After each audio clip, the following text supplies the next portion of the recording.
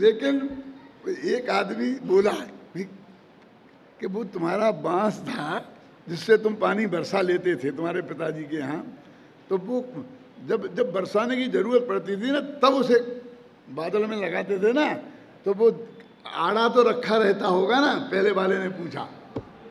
तो वो आड़ा कहाँ रखा जाता था? किसने? वो घोड़ी वाले ने पूछा कि कहाँ, कि वो तुम्हारा बांस आड़ा कहाँ रखा जाता था ये बताओ। बोले उसमें क्या है तुम्हारे बाप की घुड़साल में।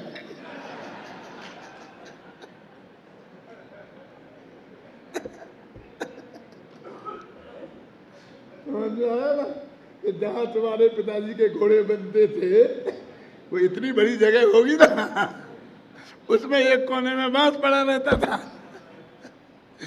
ऐसा हो रूप में हो तो नहीं है, हम ज्ञानी हम ज्ञानी हम ज्ञानी तू ज्ञानी हम ज्ञानी लगा बस। जो किसी को कहेगा वो अज्ञानी बनने, नरक में को जाने वाला ज्ञानी का अपमान करने वाला हो गया। क्यों? जो उसे अश्रद्धा करेगा वो अज्ञानी का अपमान करने वाला हो गया। ये क्या है? मेरा मतलब इससे आजकल एक नया और चला सिस्टम कर देना। ये जो है ना संजीव गोदा, ये सम्य दृष्टि है, एक ये सम्य दृष्टि है। इससे क्या फायदा है कि जब मैं सर्टिफिकेट चलता है मेरा तो मैं तो हूँगे, उसको संजीव गोदा को सम्य दृष्टि सिद्ध नहीं करना है, अपने को सम्य दृष्टियों का गुरु सिद्ध कर।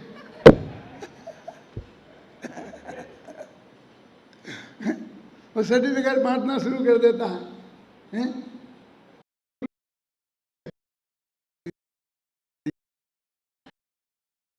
नहीं होती है। मैंने महेंद्र मुनि से भी कहा था, आप सब लोगों से भी कहना चाहता हूँ, जिनवाणी है, माता है, शास्त्र हैं, गुरुदेव की वाणी है अपने पास, समझिए ना, और उसे पढ़ो, इस बात को रहो, सब अपना अपना कल्याण करें। नहीं तो सभी सम्य दृष्टि हो जाए, मोक्ष जाएं। हम तो ऐसी भावना भाएं ना, हम ऐसी भावना क्यों भाएं कि एक ही दो हों बाकी नहीं हो, हमारे सर्टिफिकेट की किसी को ज़रूरत पड़े। और इसके लिए सर्टिफिकेट की ज़रूरत है किसी को, किसी की ये नौकरी चाहिए तुम्हें, ये कुछ बिजनेस चाहिए, ये सर्टिफिकेट बांटना और बटना ना धंधा पानी चलाने का है। यदि तुम्हें उसका आनंद लेना है तो खूब लो ना, तुम हो तो भैया बहुत मज़े से लो ना, लेकिन उसे तो मार्केटिंग करनी है उसकी। ये छंद सबके लिए अपने अपने घर में लिखवा लेने लायक है बनारसी दास जी का। जब भी ऐसा मौका आए तो ये पूछो भैया क्या है इसकी पोजीशन। सम्यक दर्शन हो सकता है और सारे जीवन लगातार रह सकता है। देखो सुनना, मैं इसका विरोध नहीं कर रहा हूँ, क्योंकि सर्वप्रथम सम्यक दर्शन की उत्कृष्ट स्थिति 66 सागर तक होती है, लेकिन कोई किसी की गारंटी नहीं ले सकता, कह नहीं सकता, क्योंकि केवल ज्ञान के बिना वो कोई जान नहीं सकता। हम चिन्हों से पहचानेंगे तो वे चिन्ह 24 घंटे हम नहीं पहचानते रहेंगे उसे, वो 24 घंटे हमारे सामने कसौटी पे नहीं रहेगा। उसका जीवन अलग है, हमारा जीवन अलग है। तो मैं पूछता हूँ हमें इस सर्टिफिकेट की ज़रूरत क्या है? दूसरे के सर्टिफिकेट से हमारा धर्म होगा? इस बात को गंभीरता से छंद से हम समझें, बाकी की बात करें। समय सार परमागम आश्रव अधिकार गाथा नंबर 179-180। जय पुरुषेणाहारो गहदो पर्णमदिशो अनेयविहम मंश बसारुदरादि भावे पूज्य विसंगतो।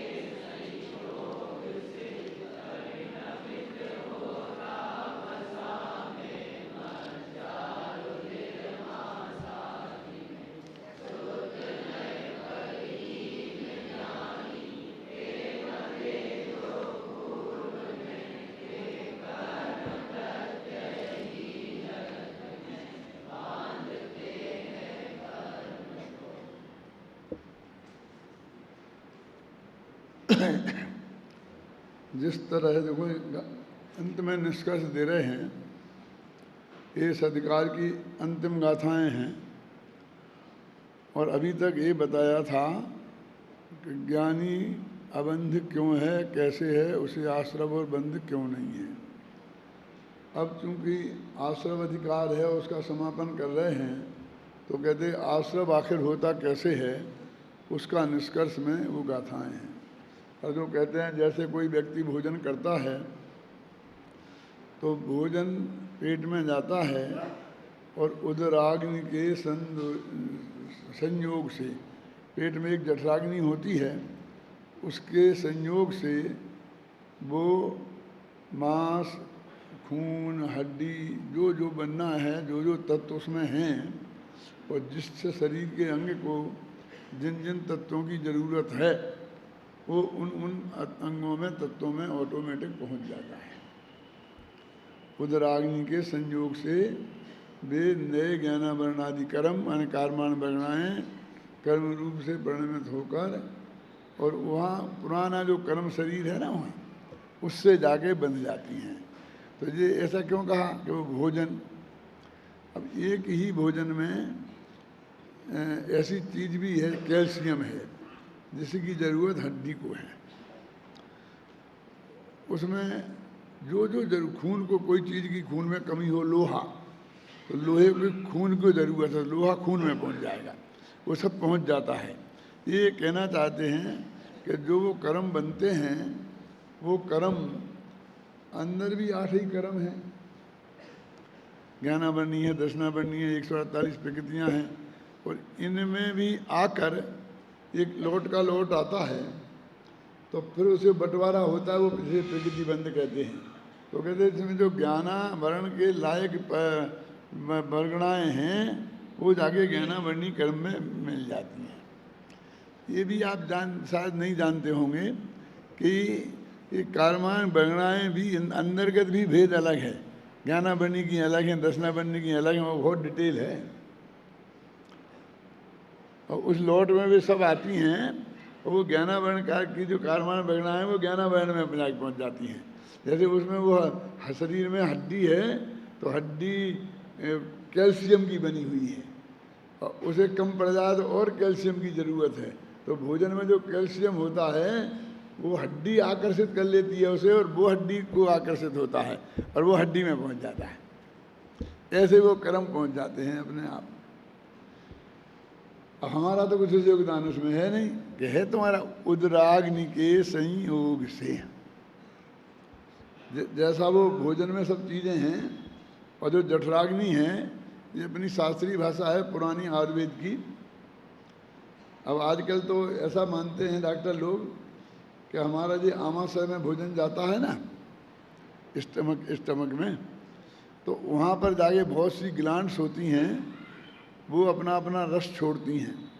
खासकर एसिड होता है, एसिड, जैसे एसिडिटी बोलते हैं ना, वो एसिड जाकर उससे मिलता है, उससे भोजन को तोड़ता है। वो दूध को कैसे तोड़ता है, तो एकदम छेना बना देता है दूध का, है ना।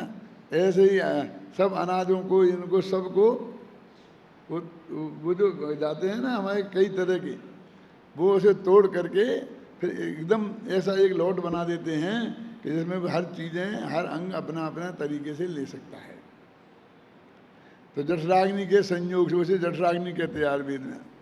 तो ऐसे ही कहते हैं कि ये ज्ञानावरणी आदि कर्म नए, पुराने ज्ञानावरण आदि कर्मों से बनते हैं, लेकिन क्या देखो दूसरा पंथ, नए पर ज्ञानी के नए परहीना जीवा, नए से रहित जो ज्ञानी जीव हैं उनके।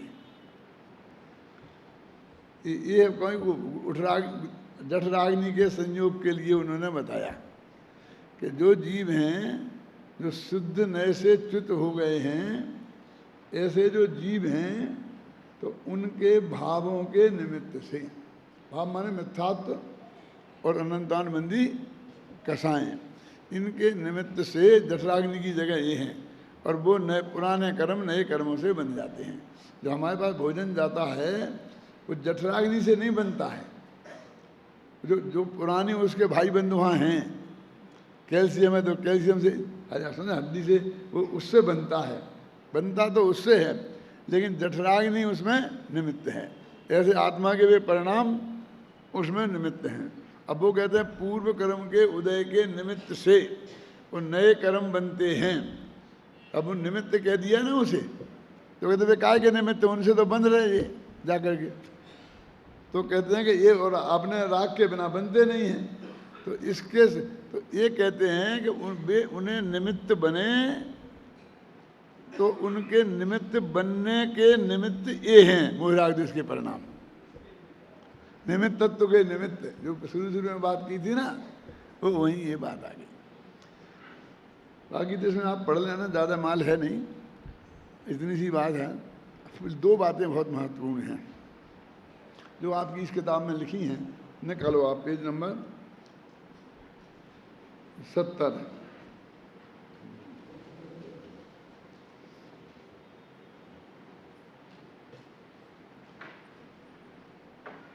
लिखा ना कि मिथ्यात्व से, इसका मतलब मिथ्यात्व की भूमिका में। तो प्रश्न है यहाँ इस गाथा में तो ऐसा लिखा है कि ज्ञानी जीवों के पूर्वबद्ध द्रव्य प्रत्यय उन्हें द्रव्य आश्रम अनेक प्रकार के कर्म बांधते हैं, यानी वो पुराने द्रव्य हैं, उनका उदय नए कर्म बांधता है। क्लियर बात लिखी है। अब तुम जबरदस्ती आत्मा को बीच में लगा रहे हो, कह रहे हैं, है ना। और आप कह रहे हैं कि यह आत्मा मिथ्यात्व की भूमिका की बात है, अज्ञान अवस्था की बात है। इसका क्या कारण है? यानी आप ये मिथ्यात्व की बात क्यों कर रहे हो? हाँ, तो कर्म, पुराने कर्म नए कर्मों को बांधते हैं, झगड़ा खत्म। यद्यपि गाथा में राणिस्य पद पड़ा है, देखो अब गाथा में राणिस्य मैंने ज्ञानी के। अब तुम कह रहे मिथ्यात्व की, अज्ञानी की बात है, तो ज्ञानी की बात है ना, तो अज्ञानी की बात नहीं है ना।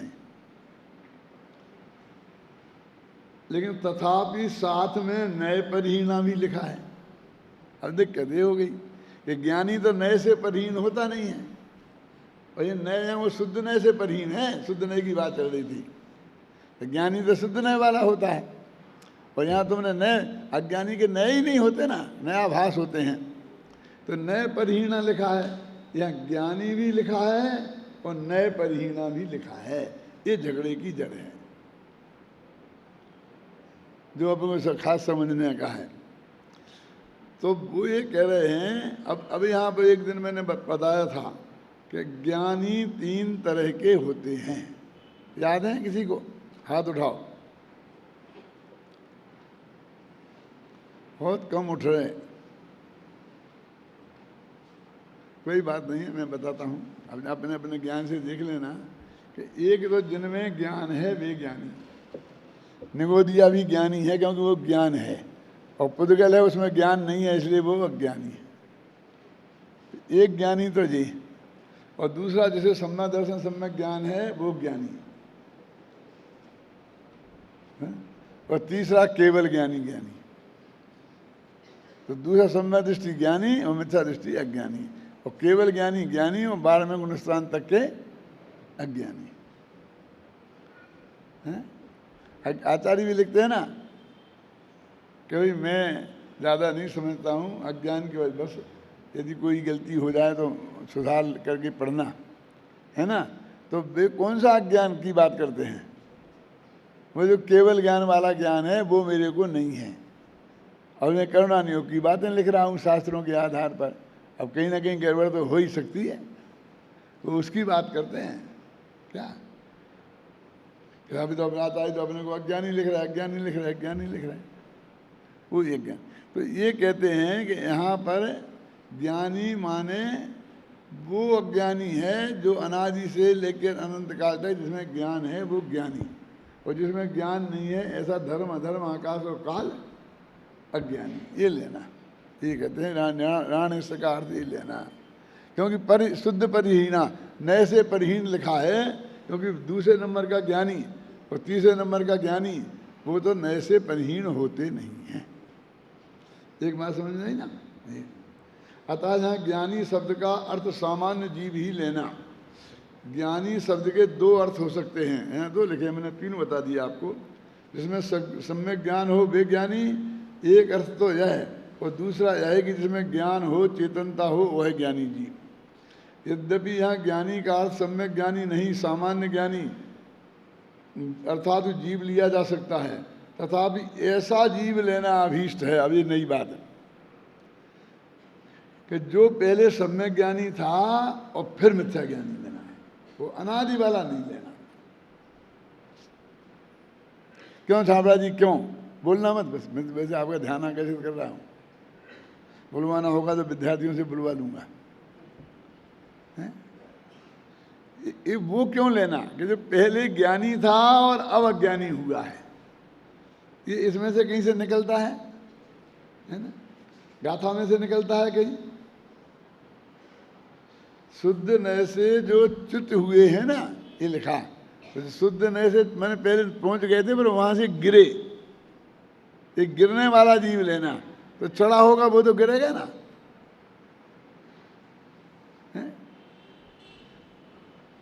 शुद्ध नय से परहीन, नय से परहीन, पहले नय वाला था और बाद में गिरा है। देखो इसमें लिखा है सब। ये कहाँ पढ़ रहे थे अपन?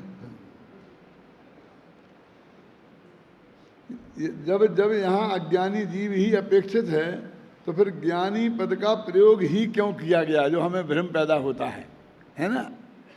कहते क्योंकि यहाँ अज्ञानी लेना है, क्योंकि यहाँ ऐसा अज्ञानी लेना है जो पहले ज्ञानी था और बाद में शुद्ध नय से च्युत होकर अज्ञानी हुआ। समझे ना? आचार्य जयसेन की तात्पर्य टीका में एकदम स्पष्ट शब्दों में लिखा है कि यहाँ ज्ञानी शब्द का अर्थ चैतन्य लक्षण वाला अज्ञानी जीव लेना, मतलब क्लियर, विवेकी ज्ञानी जीव नहीं। इन गाथाओं वो तो हो गया बात। अब देखो अपन इतने दिनों से पाठ कर रहे थे ना, वो जिसमें इस कलश का भी अपन पाठ कर ही रहे थे। फिर ये बात ख्याल में आ रही थी कि अपन को इन गाथाओं का भी पाठ कर रहे थे, नहीं आ रही थी ना? अब दोबारा पाठ, अब पाठ करो तो आनी चाहिए। मेरा मतलब समझ गया ना? तब तो हम इसकी स्टडी कहलाएगी, तब तो अध्ययन कहलाएगा, और तब वो पाठ करने का सही लाभ होगा। हम इसलिए पाठ करवाते हैं कि 10 दिन तक लगातार आपने पाठ किया तो ना सही अकलंक निकलंक, लेकिन 10 दफे पाठ करने से तो कुछ ना कुछ रह ही जाएगा ना। याद नहीं होगी तो नहीं सही, लेकिन ये कहीं परिचित हैं। क्यों? ये हमने पहले गाथाएं पढ़ी हैं, ऐसा तो लगेगा ही ना, लगना चाहिए ना। अपने साथ होता है ना कि साहब मुझे पहचाना कि ध्यान तो नहीं आ रहा, लेकिन ऐसा जरूर लग रहा है कहीं देखा है आपको। क्यों? पहचान के कितनी प्रकार हैं। एक तो नाम सहित परिचय सहित पूरा बता देना, और आप विद्वान हैं और आप इसके विशेषज्ञ हैं और ये हैं और इतने संपन्न हैं, सारा परिचय जानना, इसको भी जानना बोलते हैं। क्यों? और अकेला नाम जानना, इसको भी जानना बोलते हो। नाम नहीं जानना, अकेला बाई फेस जानना, इसको भी जानना बोलते हैं। क्यों? और कहीं देखा है, इसको भी जानना बोलते हैं। नहीं जान, ये सब जानने के भेद हैं, नहीं जानने के भेद नहीं हैं।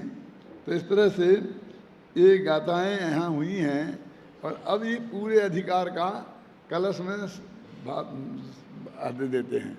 मैं ये अधिकार समाप्त हो गया, तो 2 अंत के कलश रह जाएंगे तो, नहीं तो अभी कोशिश करते हैं पूरे कर दें, और कल से फिर अपन सम्मत अधिकार चलाएं। इति मे वात्र तात्पर्यम हे सुतयो नहीं।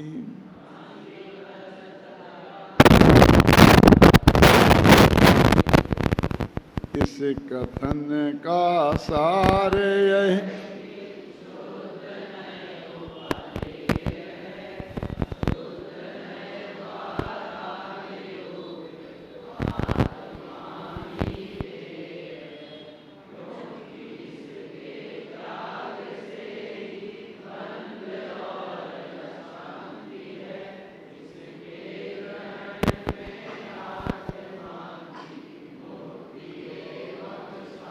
कितना स्पष्ट है। बोलो, वो संस्कृत का छंद पढ़ो, उसका अर्थ गद्य में भी पढ़ लो, और फिर पद्य को पढ़ो। देखो ऊपर तो सिर्फ इतना ही है, शुद्ध नय त्याग नहीं है। इसका ये तात्पर्य है कि शुद्ध नय त्याग नहीं है। यहाँ पर ने 2 पंक्तियों में लिखा कि शुद्ध नय उपादेय है, और इसके द्वारा निरूपित जो भगवान आत्मा है वो ध्येय है। अब ये सब भर्ती का है, लेकिन भर्ती का है तो भर्ती का मतलब नकली माल नहीं है, है ना? भर्ती में भी क्या डालना ये सवाल है ना। एक लाइन बची थी अपने पास संजीव, मूल छंद में वो बात नहीं है, ऊपर 2 लाइन का छंद है, अपन ने 4 लाइन का छंद चुना, तो भर्ती तो उसमें आएगी ही आएगी। लेकिन जो शुद्ध नए त्यागने योग्य नहीं है, इसको इन 2 पंक्तियों में इतना कर दिया कि जिससे आपकी समझ में त्यागने योग्य नहीं है का अर्थ क्या है ना। इस कथन का सार है कि शुद्ध नए उपादेय है, आत्मा ही ध्येय। अब नीचे की पंक्ति, क्योंकि इसके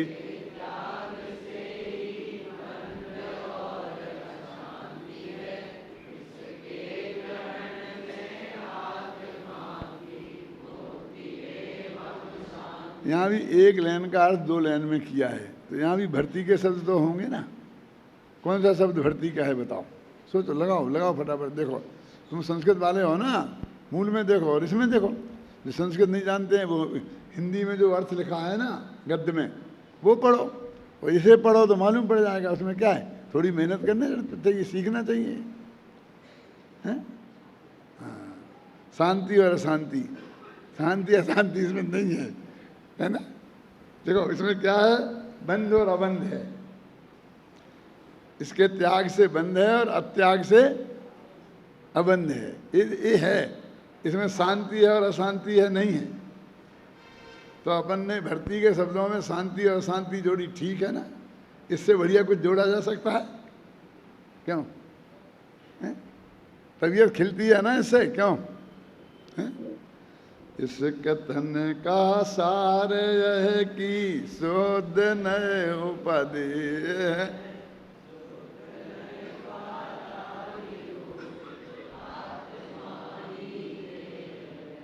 क्योंकि इसके त्याग से ही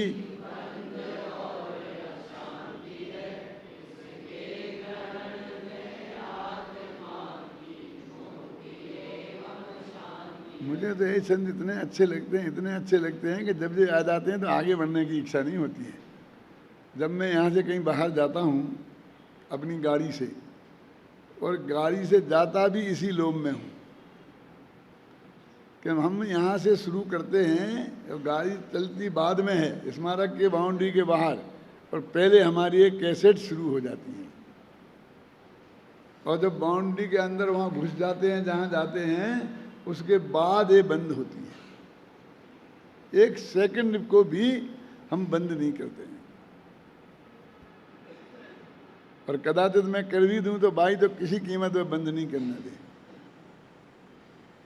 किसी कीमत पर।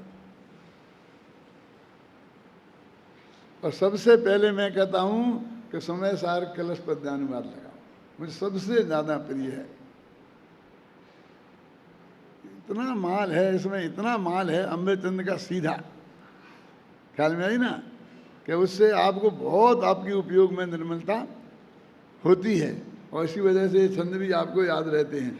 अब इसके अर्थ करने की जरूरत नहीं समझता हूँ। देखो नासीदास जी ने भी 2 ही लाइन से काम चलाया, लेकिन वो भी बहुत मार्मिक है। ये निचूर इस ग्रंथ को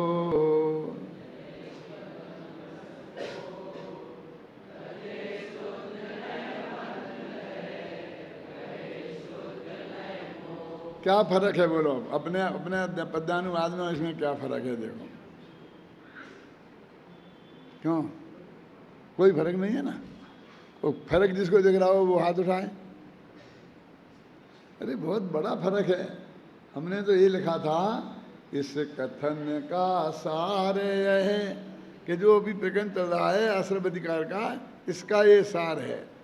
और ये तो बनारसी दास जी तो कहते हैं यह निचोड़ इस ग्रंथ का, ये तो कहते पूरे ग्रंथ का सार है। क्या अंतर समझ में आया कि नहीं आया? खोजा इस तरह सोच, माथा मारा करे, कुछ निकालो तो गलती कहाँ गलती है, कुछ वो गलती में भी कुछ मजा है कि नहीं है। वो गलती भी की है, हैं? तो क्यों की है? अपने कहावत है ना कि बनिया कहीं झुका है तो वैसे ही नहीं झुका है, हैं? कहीं गिरा, वहाँ कुछ ना कुछ माल होगा। समझ में आया ना? वो नहीं तो झुक नहीं सकता है। तो यदि उसमें कहीं ना कुछ परिवर्तन है तो उसमें भी कहीं कुछ माल होगा, उस माल को खोजने की कोशिश करो, बनिए हो ना। इसलिए देखो ये निचोड़ इस ग्रंथ का, ये तो पहली गाथा से कि 415 गाथा तक का निचोड़ बता रहे हैं। तो ये बनारसी दास के सामने तो अपना पद्यानुवाद था नहीं, इसलिए उनसे तो अपन कोई शिकायत नहीं कर सकते। लेकिन अपने सामने तो बनारसी दास का ये पद्यानुवाद मौजूद था ना, क्यों? और यदि ये इतना अच्छा है, अपन को इतना अच्छा पसंद है, तो अपन ने भी ये क्यों लिखा कि इस कथन का, वहाँ भी कुछ दिक्कत नहीं है, इस ग्रंथ का है सारे की शुद्ध नए उपाधि है। मतलब वहाँ भी इस शब्दों में कोई ज़्यादा तकलीफ नहीं होती। कथन की जगह ग्रंथ लिखा जा सकता था बहुत आसानी से, मेरा मतलब ये है। क्यों नहीं लिखा? क्योंकि अपन आश्रव अधिकार के समापन का कलश है, इसलिए उसकी बात करना चाहते हैं। और बनारसी दास को तो मैंने पहले ही बता दिया कि वे तो क्या बोलते फ्रीलांसर है।